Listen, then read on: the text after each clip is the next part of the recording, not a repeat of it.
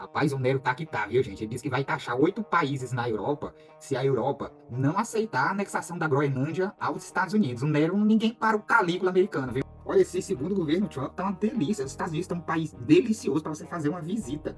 Só essa Gestapo no meio da rua, esse ICE, você sabe que ela comprou agora, fez uma compra de 5,7 bilhões de dólares de uma empresa chamada Carasoft Corporation, Signal Labs, que é radicada no Vale do Silício.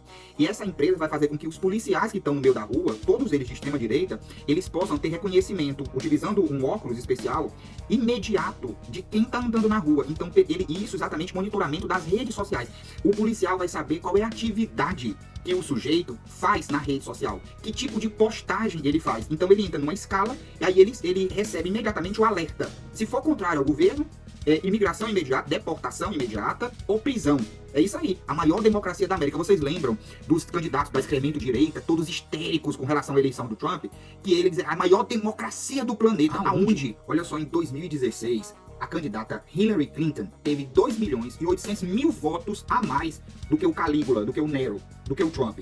E ela não levou as eleições, porque o sistema lá é de colégio eleitoral, então são os delegados que decidem as eleições. É como se você tivesse um Congresso e um Senado, são eles que vão decidir quem é o presidente, mesmo a população tendo votado em sua maioria na Hillary Clinton, entendeu? Então, olha só, a maior democracia da América é quase que uma espécie de eleição indireta. É uma soma entre delegados e voto popular. Que eleição, que balela isso. Sabe o que acontece, gente? O delegado nos Estados Unidos, o lobbying é legal. Então os delegados vão votar e a compra de votos, quer dizer, o lobby, o cara pode, uma empresa, uma multinacional, uma corporação, na verdade, uma corporação, ela pode influenciar o delegado, entendeu? Na maior democracia da América, que está se esfacelando agora.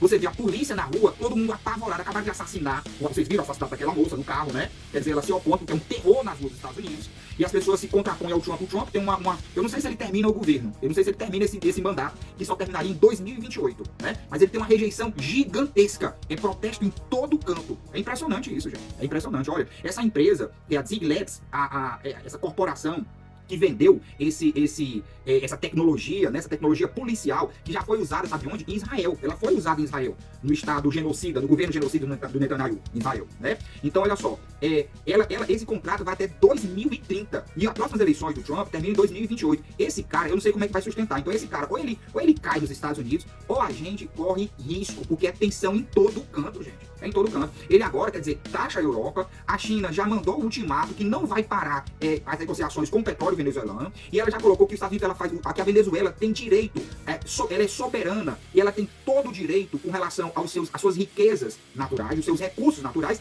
e que os Estados Unidos estão fazendo uma interferência externa, e ela vai continuar comprando petróleo da Venezuela. Olha, vocês têm noção, gente, do risco que a gente corre com esse cara, né, com o Nero aí, louco, né, na presidência, e esse grupo de neoconservadores americanos. Gente, negócio é sério, né? Esse cara, ele não para, quer dizer, toda semana tem uma movimentação deslocada dessa criatura. Ele sabe se a próxima semana não é o Brasil, porque cada semana ele acorda de um jeito, e é complicado, gente, preocupante, sabe?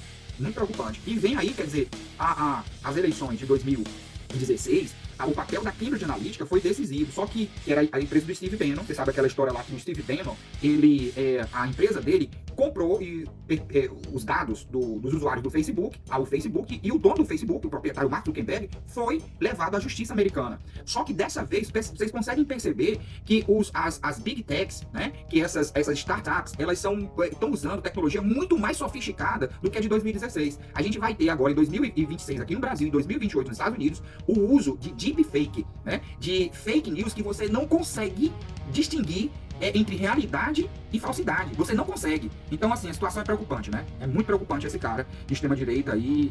Ele tá mais focado agora em recuperar uma economia que ela tá se destruindo. A China tirou mais de 500 bilhões, né, de reserva que ela tinha nos Estados Unidos, né? Então, enfraquecendo ainda mais a economia americana, e já tem 136% de endividamento do seu PIB, né? E essa dívida americana, quer dizer, com a retirada do terceiro maior investidor nessa dívida americana, que é a China, né, em reservas cambiais nos Estados Unidos, isso vai ter um impacto muito grande, e isso vai ameaçar ainda mais a questão da sustentabilidade da dívida americana. Ela deixa de ser sustentável. Você sabe, no primeiro lugar, o Japão, com mais de $1 trilhão comprados lá em títulos da dívida americana, e aí você tem a China, é o terceiro país, segundo, se não me engano, a Inglaterra, né, a Grã-Bretanha, e o terceiro é a China.